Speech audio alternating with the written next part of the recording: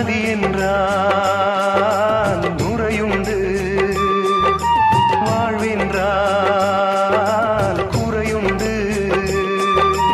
ஐப்பசி வந்தால் அடைமழை காலம், சிலராயுள் முழுதும் ஐப்பசி மாதம். கடவுளும் நீயும் ஒரு தாய் பிள்ளை, இருவரும் தனிமரம் தானே. அவனுக்கும் உனக்கும் அன்னை இல்லை, அதனால் ஓரினம் தான்.